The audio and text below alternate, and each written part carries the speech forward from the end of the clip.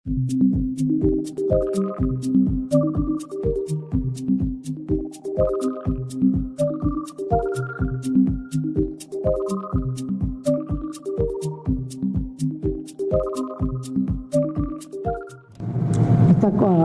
palabras que voy a pronunciar las voy a dedicar desde ahora a una persona que yo llamaba a las 12 de la noche, que se me ocurría una idea, a las 9 de la noche, a las 5 de la mañana, y al final yo desbaraté todo y dije, no, yo voy a hacer eso a mi manera. A doña Marina Rodríguez.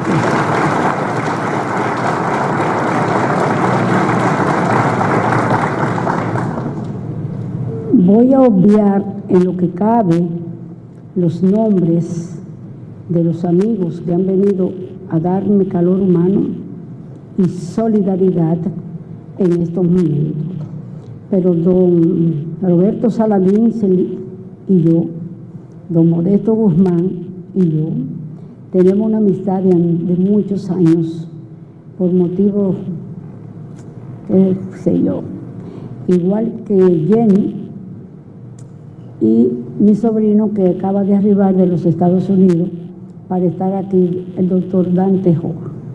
Pero en especial a mi sacerdote que me perdona todos los pecados y a todo el cuerpo de la Defensoría del Pueblo, a todos ustedes que tomaron su tiempo para venir a oír esta conferencia.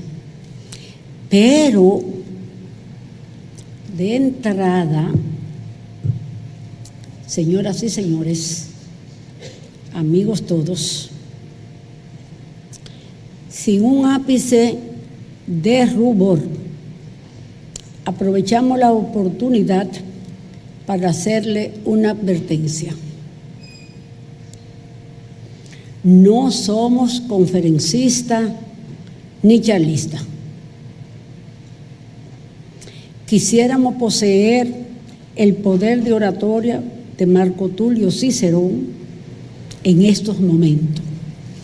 Escritor, político, filósofo y orador romano, autor de los 14 discursos que forman las Filípicas, quien, con su extraordinaria capacidad de convencimiento, logró que se absolviera a quienes asesinaron a Julio César el 15 de marzo del año 44 antes de Jesucristo, y que con su léxico, dialéctica y retórica cautivaba a los presentes, convirtiéndose en el amo del escenario.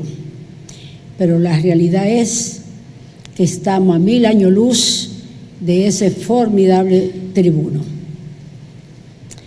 Antes de proceder a narrar la historia del origen e incorporación en el país de la figura del defensor del pueblo, os queremos resaltar que un verdadero defensor nace con la marcada vocación de servicio, pasión y más que nada entrega a la defensa de sus semejantes, especialmente de los oprimidos.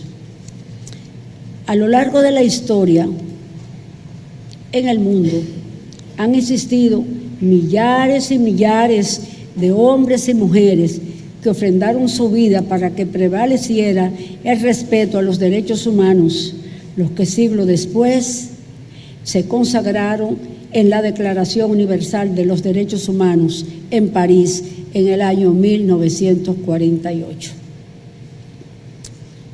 Os agradeceré que juntos nos remontemos al año 1501, cuando Fray Antón de Montesinos pronunció el memorable sermón de Adviento, y a Bartolomé de las Casas, quien posterior abrazó esta humanística causa. Traemos a nuestra memoria el bravío e indómito cacique Enriquillo. Fue el primero en desafiar la opresión española.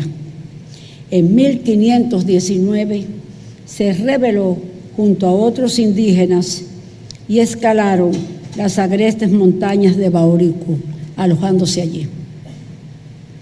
Yo siento mucha admiración por Enriquillo. Aquí hay historiadores. De igual manera, recordemos brevemente, de pasada, a Sebastián Lemba, quien entendía que venía del Congo y fue uno que lideró una rebelión contra la esclavitud en la isla, convirtiéndose en uno de los primeros a comenzar la lucha contra la esclavitud. Se alzó con un grupo de esclavos llamados cimarrones y huyeron a las montañas del interior del país. Llegó aquí como esclavo. En República Dominicana, desde siempre, ha existido una cantera inagotable de ciudadanas, impregnado de espíritu rebelde ante las injusticias que han reclamado y reclaman con vehemencia el respeto a las libertades públicas. Muchos de ellos en fiera lucha abonaron con su sangre esta hermosa tierra que nos legó Duarte, Sánchez, Mella, Luperón, María Trinidad Sánchez, entre otros próceres y heroínas. Así me lo enseñaron en la escuela mis maestros. Por mencionar a algunos dominicanas, haremos referencia a las hermanas Patria, Minerva y María Teresa Mirabal, así como a Rufino de la Cruz, quien el día de aquel horrendo crimen, 25 de noviembre de 1960, por azahares de la vida, conducía el vehículo que las llevaba a su destino. Recordemos también a Yolanda Guzmán y al periodista Luis Reyes Acosta, a Mauricio Báez, presidente de la Federación de Trabajadores de San Pedro de Macorís, defensor nato de las libertades sindicales y luchador infatigable por el reconocimiento de los derechos de los trabajadores de la caña en la región este, principalmente La Romana y San Pedro de Macorís. Por presiones políticas, se vio precisado abandonar el país y exilarse en Cuba, donde fue asesinado en 1950 por orden de Trujillo. Además, todo esto es conforme a los historiadores, yo no había nacido. Además, es oportuno traer a la memoria los asesinatos de los doctores médicos Víctor Manuel Tejada Florentino y Miguel Álvarez Fadul, así como de José Mesón, estos dos últimos torturados en la silla eléctrica de la funesta cárcel de la 40. Posteriormente, reiteramos, asesinado, así como a Florinda Soriano Muñoz, conocida popularmente como Mamá Tingó, luchó por el derecho de la tierra. Juntos evoquemos a defensores innatos a nivel mundial de la categoría de Mahatma Gandhi, quien instauró métodos de lucha social novedoso como la huelga de hambre, rechazando en sus programas la lucha armada. A. Martin Luther King, pastor bautista estadounidense, defensor de los derechos civiles y quien acuñó el término segregación racial. Más reciente, podemos hacer mención de Nelson Mandela, uno de los símbolos de respeto a los derechos humanos más reconocidos de la época, cuya dedicación a las libertades públicas ha inspirado a los defensores de los derechos humanos a lo largo del mundo. Y, finalmente, a Malala Yousafzai, quien en el año 2014, con apenas 17 años, fue galardonada con el Premio Nobel de la Paz por su lucha en contra de la opresión infantil y a favor del derecho de todos los niños a la educación. El mundo se horrorizó en octubre de 2012 por ser ella víctima de un atentado por parte de un fundamentalista del régimen talibán en Pakistán, teniendo que ser trasladado de urgencia a Inglaterra para someterla a múltiples cirugías reconstructivas y preservar su seguridad, que se encontraba seriamente amenazada. Luego de este recuento, pasemos a exponerle la génesis de las figuras del defensor del pueblo de la República Dominicana.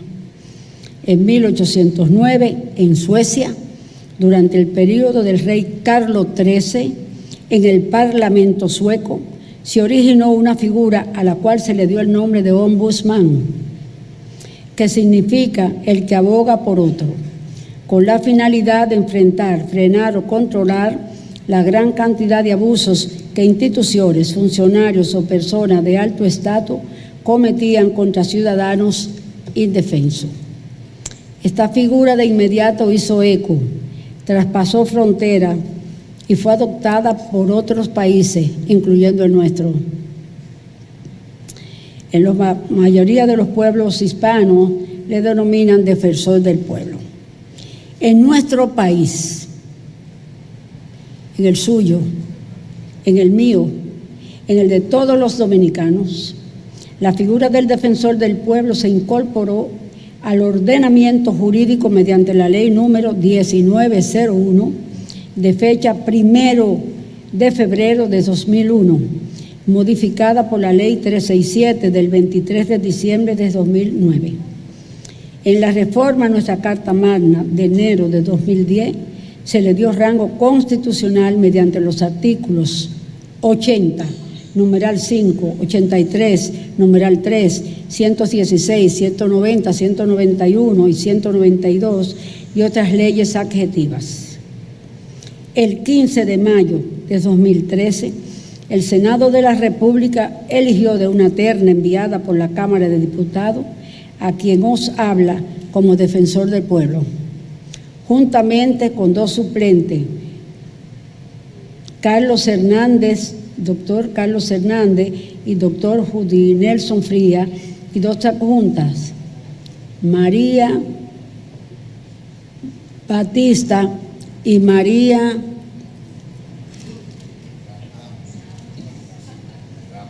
María Ramos, diligentes.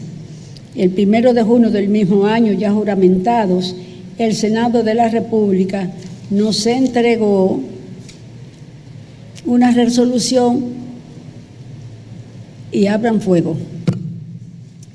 Oportuno es señalar que no nos consideramos la primera o el primer defensor del pueblo, porque afortunadamente desde siempre, reiteramos, el país ha contado con miles de mujeres y hombres provenientes de diferentes estratos sociales y diferentes ciudades, municipios, rincones, barrios, calles, callejones, que elevaron y elevan su voz cuán alto han podido y pueden, exponiendo su vida para que en República Dominicana prevalezca el respeto a los derechos fundamentales, libertades públicas. Asumimos el compromiso de enfrentar la difícil tarea de crear la figura del defensor del pueblo, ajustada a lo que señala la Constitución y la Declaración Universal de los Derechos Humanos, tomando en consideración que todos los derechos fundamentales son derechos humanos, pero no todos los derechos humanos son fundamentales. Es preciso resaltar que el defensor del pueblo de nuestro país nació 20 grados bajo cero, sin referente, manual, guía o instructivo, teniendo su titular, los adjuntos y los suplentes que navegar profundo para crear y el personal para crear una institución que sin jactancia no tiene nada que envidiar a Secretaría o Ministerio en cuanto a organigrama, funciones y deberes departamentales o desarrollo organizacional, pudiendo comprobarse paso a paso lo señalado a través de la cronología histórica del organismo, que será presentada próximamente al pueblo en un acto público. Además del arduo trabajo para formar la figura del defensor del pueblo como tal y darle vida, se ha tenido que hacer frente al desborde de quejas de ciudadanos de todas las clases sociales, especialmente de la más vulnerable, que entendieron que la institución estaba creada para resolver todo tipo de problemas.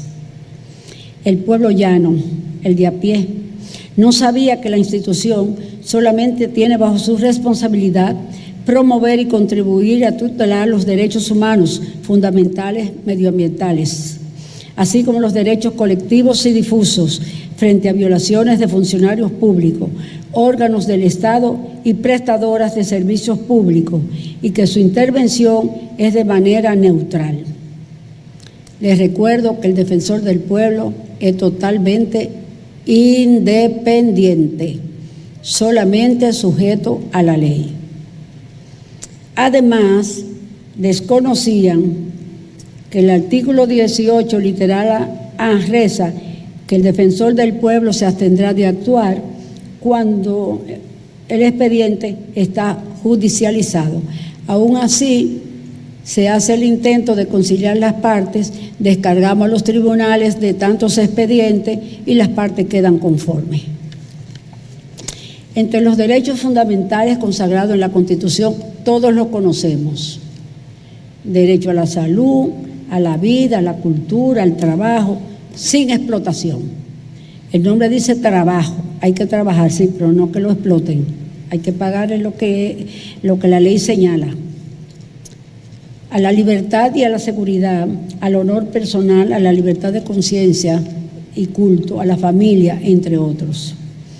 Aprovecho la oportunidad para resaltar que los derechos fundamentales no son limitativos, no son absolutos y no tienen preeminencia los unos sobre los otros.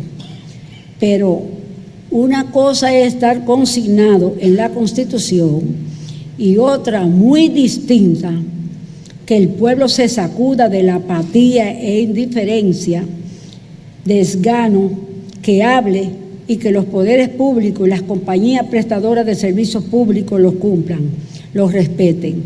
Esto, que parece lo más difícil, se ha ido logrando a través de excelente equipo de trabajo del defensor del pueblo en sentido general, para que yo pido un aplauso porque se lo merecen.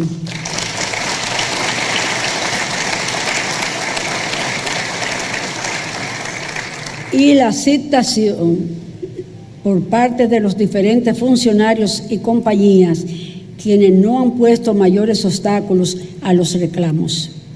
Un ejemplo que se debe reclamar es el de manera personal, formuló quien os habla por escrito a una compañía prestadora de servicio público a nivel personal, y al mismo tiempo lo solicitó al Instituto Nacional de las Telecomunicaciones, Indotel, sobre violaciones a nuestro contrato y cargos adicionales que yo no firmé. La respuesta de esa institución es un primor.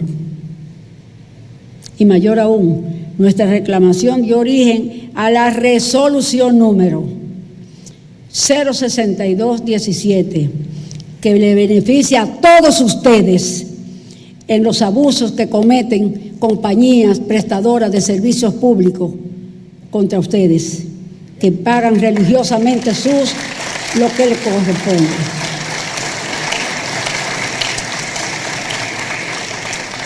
No hice el reclamo como defensora del pueblo, sino como usuaria y en representación del pueblo. Pero que el pueblo aprenda a hablar y a reclamar, a moverse, a movilizarse.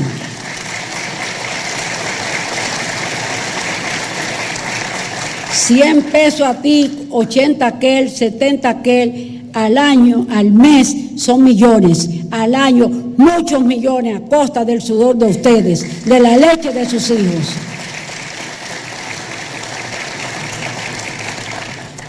Entramos ahora en los derechos difusos, que no se concretan a un individuo, no son excluyentes y forman parte de un interés general de toda sociedad, como preservación del patrimonio cultural, histórico, urbanístico, artístico, arquitectónico y arqueológico. Es una lucha constante que tenemos. para que se restauren nuestros monumentos.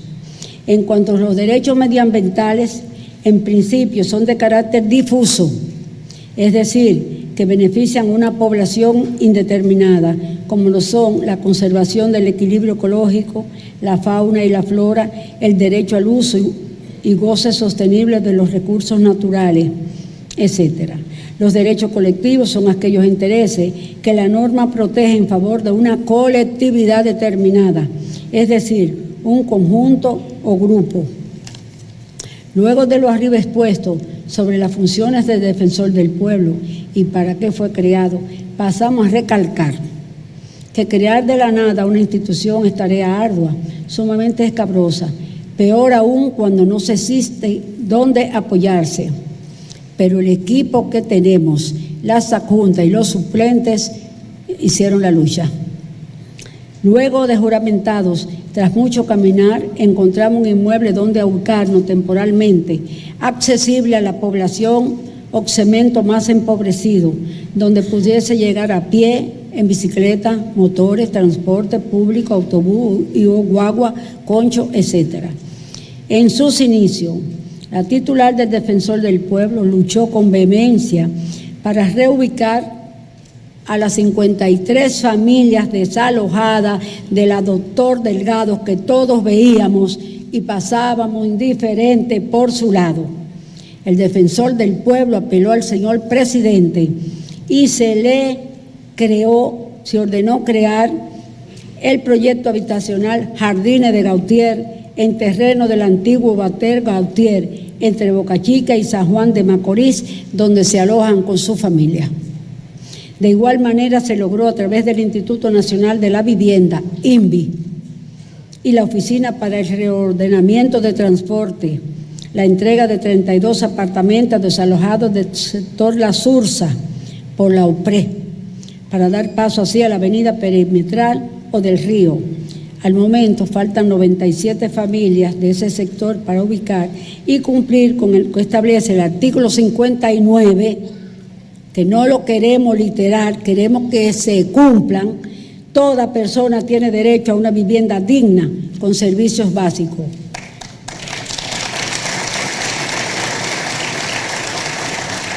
Otra meta materializada fue lograr sensibilizar al señor presidente de la República y a las autoridades correspondientes para que las trabajadoras domésticas y a las personas envejecientes se le otorgase el seguro médico subsidiado de SENASA, el cual le tiene derecho a la salud integral conforme al artículo 6 de la Constitución.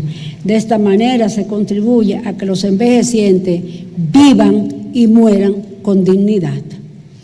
Además, el Defensor del Pueblo se empleó a fondo solicitándole al señor presidente de la República, al Ministerio de Educación, al Ministerio de Educación Superior, Ciencia y Tecnología y a la Asociación de Profesores, a través de varias comunicaciones, para que en las escuelas y colegios se impartiese desde temprana edad las materias de derechos humanos fundamentales, ya que es una utopía pretender que el Defensor del Pueblo enseñase a los ciudadanos, generación tras generación, a conocer sus derechos y a ejercitarlos.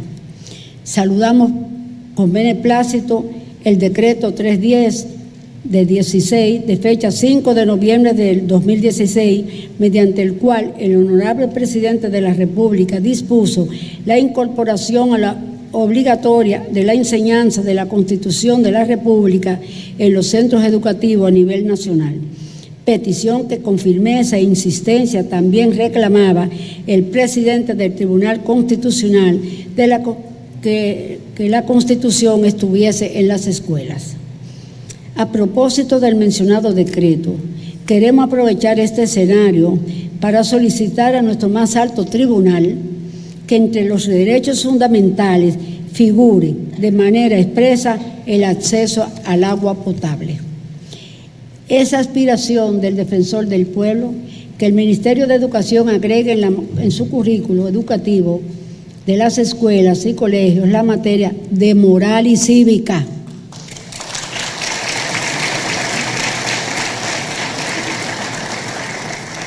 así como de medio ambiente, haciendo conciencia en los estudiantes del cuidado del agua. La próxima guerra no se hará por petróleo, territorio, religión, será por agua. En este mismo sentido, la institución está inmersa en una ardua tarea, realizar un levantamiento de los ríos que se secaron desde 1960 a la fecha y los motivos, y si hay posibilidad de que retomen su cauce. El defensor del pueblo se ha dirigido al ministro de Medio Ambiente y Recursos Naturales sobre la importancia de la siembra de árboles en la cuenca o parte alta de los ríos para tratar de recuperar, si se pudiese, el caudal que tenían y mantener o aumentar, aún sea mínimamente, los que van languideciendo por los abusos de extracción indiscriminada de materiales de construcción. Se debe tener presente que muchos ríos que en la superficie están secos o parecen, generalmente en la tercera y cuarta capa discurre agua, según los expertos. No soy medioambientalista. El organismo ha estimulado al Instituto de Aguas Potables y Alcantarillado, INAPA, a los fines realiza un levantamiento de los pueblos, municipios y barrios donde nunca le ha llegado el agua como Fondo Negro, 38 años sin agua potable. E ir construyendo años tras años diferentes acueductos. Falta voluntad. Dinero en este país sobra porque aquí se hacen muchos convenios, muchos arreglos países con países. Primero tenemos que arreglar nuestro país, lo que hace falta en nuestro país.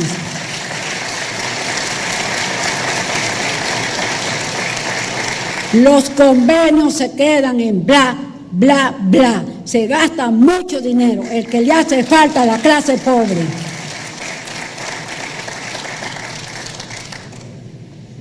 No concebimos que en pleno siglo XXI esta necesidad primaria, la del agua, no esté cubierta a pesar de contar con tantas torres, hoteles, resort, plazas comerciales y un gran crecimiento económico, como señala el Banco Central de la República Dominicana. Sobre lo expuesto, solicitamos al presidente de la República la agilización de la construcción de la presa de Monte Grande en la empobrecida y olvidada región sur, la cual irrigará cerca de 700.000 tareas, lo que permitirá que ciudadanos que trabajan en la agricultura puedan sembrar y cosechar guineo, yautía, batata, yuca, chinola, uva y otros rubros agrícolas en esa lejana región, además del acceso al agua potable para sus habitantes. En otro orden, también motivamos al señor presidente de la República a anexar más vagones a la línea del metro para los usuarios lleguen temprano a su lugar de trabajo, recibiendo respuestas positivas a esta solicitud a través de una comunicación. Todas las comunicaciones están aquí, pero se las voy a ir pasando para que ustedes vayan observando que tenemos respuesta a lo que pedimos, a lo que tiene lógica. En otro orden, también motivamos al presidente de la República a anexar los vagones al metro. Ya nos dijo que sí. De igual manera, el defensor del pueblo está envuelto en la tarea de lograr que sea llenado el país con canchas deportivas, especialmente en los lugares más empobrecidos, lo que permitirá quizás que los jóvenes tengan donde canalizar sus energías, atendiendo el artículo 65 de la Constitución de la República, que señala: toda persona tiene derecho a la educación física, al deporte y a la persona y a la recreación. Es entendible que con esta medida bajará el consumo de droga y por consiguiente la delincuencia, ya que en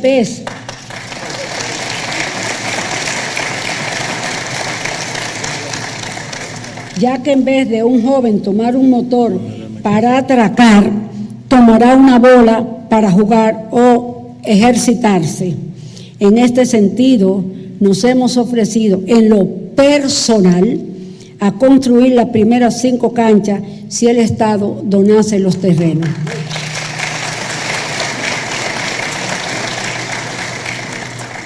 Debemos resaltar que la titular del Defensor del Pueblo, Desde siempre ha recorrido el país visitando cárceles, como señala la Sagrada Biblia en Mateo 25, versículo 35. Estuve en la cárcel y viniste a mí, me visitaste. En tal sentido,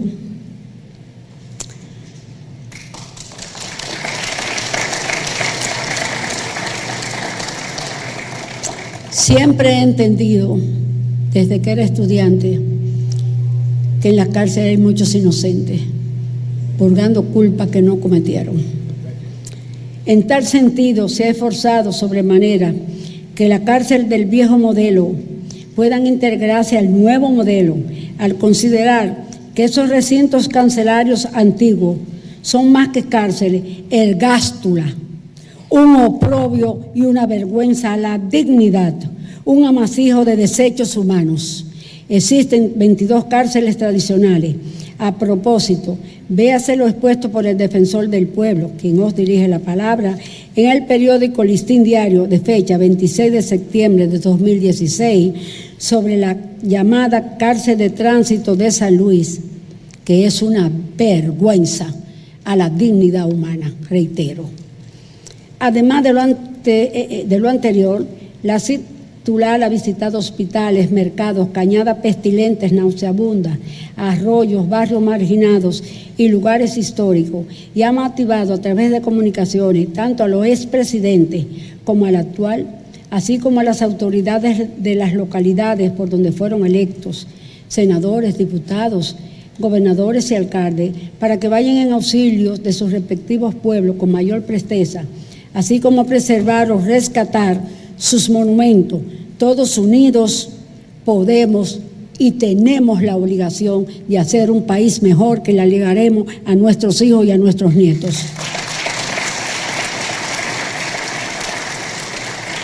Como observarán, el defensor del pueblo viene dándose a conocer a través de su accionar, concitando el respeto de la sociedad y de las demás autoridades. El hecho de estar pronunciando esta conferencia así lo confirma.